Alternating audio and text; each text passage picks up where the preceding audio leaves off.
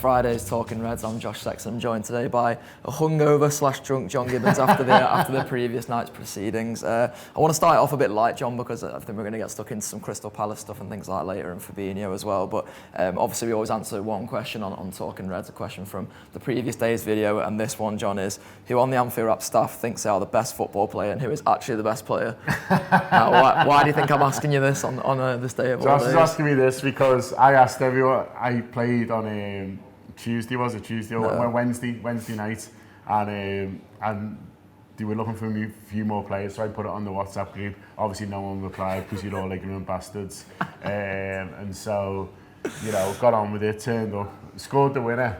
Might have mentioned it on the WhatsApp group, and Josh was sceptical. Call me Pele for claiming me goals in the playground, which I thought was harsh.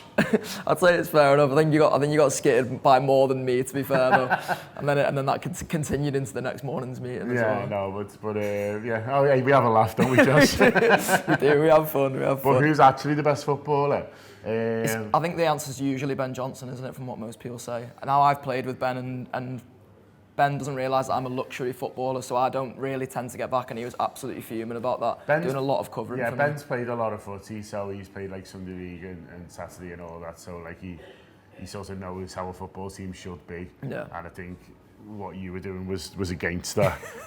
So yeah, Ben's a good player. In terms of like full-time, people who want full-time, Sam's like a nice footballer. Yeah. He's a bit JJ Okocha like. He is a little bit. There's large amounts of football that he's not interested in. Ben would have a nightmare with him. But in terms of like skill and flair, Sam is a nice footballer. Like. Who do you reckon thinks they're the best? That's the one we're just going to stitch somebody up. See, I don't think there's not a lot of people who think they're dead good at footy at the Anfield Rap, but there's one person who I'd say maybe over imagines how good he is. Are you talking about Craig? No, I was going to say Andy. I like Heaton. I mean, goalkeepers aren't real footballers, so I wasn't even counting that. Do you know what I mean? But Andy, I like it when Andy talks to a real goalkeeper and then like tries to talk to him on a level. Like, oh, me and you are the same, man. We've both played in goal, and like, it's Buffon. And Buffon's looking at him like, well, sort of, mate. It's a little Lev Yashin there. Lev Yashin's like, not sure about this fella. Well, if you've got a question for the Anfield Rap, leave it in the comments below. We'll answer one in Monday's video and try and make it fun as well, because that was fun, wasn't it? We all have a laugh. In terms of the actual stuff, then, the actual Reds to talk about. There was a piece in the Telegraph on Fabinho yesterday about his upbringing and things like that, and it's sort of, I always find it funny, it's sort of cased within this feature that the club are considering a new deal for him, a new contract, which is, a nice thing and something that you feel like Fabinho deserves for the sort of the way that he stepped up from his early days at the club, where maybe he was struggling to get in and he was just finding his feet a bit, but now you couldn't imagine him not being in the team. Yeah, he's been excellent for a long time now, and I think one of the things I like about the club and how it's run at the moment is that it feels like they're proactive with contracts. And I think with all the stuff with Raheem Sterling, I've been thinking a lot about it recently, about his time at Liverpool and what went wrong. And one of the problems was they just sat on him on a low deal until he came to Liverpool, and then obviously they couldn't sort of figure anything out. Whereas I think if they'd have been more proactive, as soon as that 13-14 season finished, he should have been on a good deal, a deal that reflected his value to the team, and then we still might have left, but we would have been in a much better position. Now it feels like we're going to the players. We're saying, we know you're on a long-term deal, but we think, you've come in, you've performed well, and we want to reflect that with the deal that you're on. And I think Jurgen Klopp as well mentioned that he was just, his last deal, he wasn't expecting it. The club sort of went to him, and I think they're doing more and more of that with footballers, and it's a good thing because it's valuing people. It's showing that you value them. It's showing that you're saying to someone, we appreciate what you've done, we appreciate what you've put in, and you've come in. Every signing's a bit of a risk, but in terms of how he's performed, he is one of the first names on the team sheet now, and his deal should reflect that. And do you think there's an extent to which he's sort of underestimated in terms of position? Now there's a lad who's submitted a piece recently, which I've been reading through, about talking about the roles of Henderson and Gino Wijnaldum, and I found it dead interesting the way that he sort of describes Fabinho's role, because I think we sort of put Fabinho in this box of being, he's just a defensive midfielder, but there's actually so much more to his game that he can do, and I think he showed that against City. And I wouldn't but I wouldn't be surprised now if there was more goals to come from him as well. Yeah, and it's a lovely striker, isn't it? And it's his range of passing, isn't it? You know, his defensive play is excellent, his positioning's good, you know, his tackling, his go gadget legs, as they call it in the Liverpool squad. But, you know, his range of passing, you know, adds a new element to us, really. And, you know, Trent loves him, doesn't he? As soon as he gets the ball, Trent's off, because he thinks if I make this run, he'll find me. And that's become a real sort of asset for us, that kind of, you know, ping over the top to Trent. And, yeah, he's a great footballer, but in terms of, you know, being underestimated, fine, do you know what I mean? Yeah. Like, I'm not too worried about that, do you know what I mean? They can, if people want to focus on other people in the Liverpool team, then go for it, because if you know, we know how good he is, and he knows that the manager believes in him, and, you know, if there's opposition teams, like, underestimating him, then, you know, they won't have to replay them. Absolutely. Imagine he'd be one of the first names on the team sheet against Crystal Palace. We'll look a bit more about who else we expect to start against Crystal Palace in the second part. But first, we filmed a preview show yesterday, which went out on our tour player service yesterday. So here's a little clip from that. Yeah, Milner at left back is decent, but he's getting older. He's getting a little bit slower, and yeah, him being sort of rinsed left, right, and centre by Zaha isn't something I particularly want to see. As you say, it'd be good if he was out, if we just took that kind of thing away from it. He has been patchy, but he's also the sort of player, he does want to move, so he knows that a game against Liverpool is exactly the sort of one to turn up in, and that makes people sit up and take notice, doesn't it? So if he was just not playing, that'd be better. Do you know what? It's just occurred to me. Joe Gomez can play left back. Yeah, he can. Yeah. Bit of pace, strong. Yeah. He might just...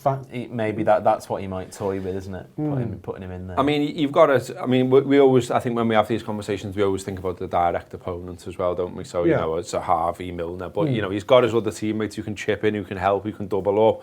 Even, like, you know, go to the other end of the pitch. Mane's not shy about coming all the way back to sort of get stuck in and help him out. And also, he really seems to like playing Palace. So, you know, teams just have...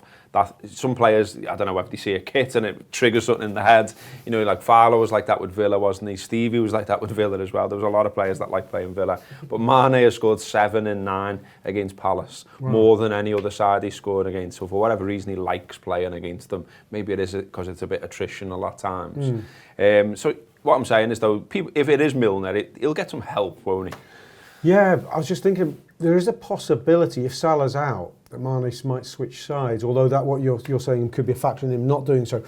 Because if Salah's out, and he did play the way I suggested he could play, which is pushing Firmino towards the left, he might fancy Mane on the right, but I might be stretching it. Maybe you'll just keep it simple, Origi left, Firmino centre, Mane right, to stop the threat of Zaha, as you say. Yeah, that was our tour player preview show. You can download our app for free. You get 250 free tokens to watch that as well and get stuck into some of our other content. And also, if you download our app today, then you get this free, you might be able to win, sorry, you don't get one. You might be able to win a signed James Milner shirt. We're not going to hand these out for free because James Milner signed just this one, but you might have the chance to win it if you download the app today, so make sure you get on that as soon as possible. John, bit of team news then before the Palace game.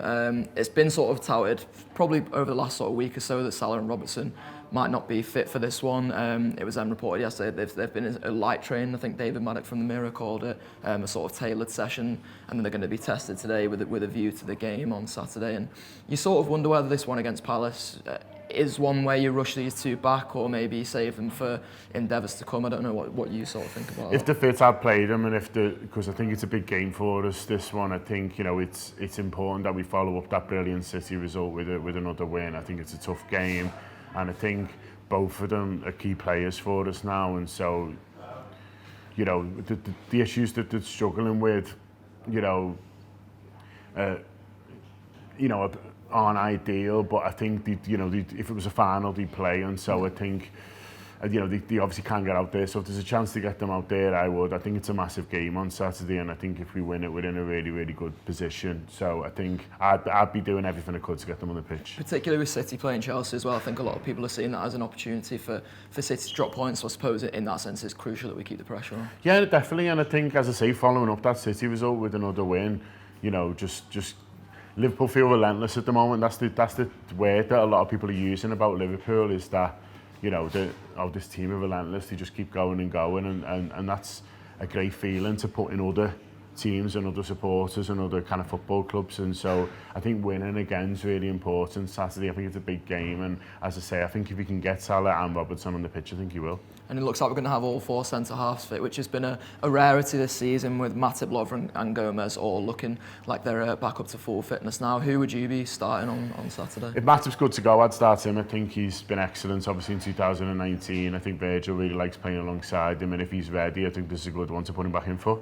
Yeah, not gonna give Lovren another chance to continue his good form. Look, Lovren's done okay, but I think Matip's ahead of him based on what we've seen so far in the calendar year, and so I think, if you're going to bring him back eventually, we'll just get him in now. You know what I mean? What we're waiting for, if he's fit, put him in the team. Yeah, absolutely. Well, massively looking forward to the game. If you love all this Anfield Wrap content, then we do request that you drop us a vote in the FSA Awards, which is coming up. Been nominated for Fan Media of the Year, which is nice, but it'd be even nicer to win it. And we've fallen short a few times, so it would be nice to get one over on a few of the big boys as well. And John, you were at an awards do last night yourself, which is why you're maybe a bit worse for wear this morning. Yeah, I'm getting there. I'm improving minute by minute.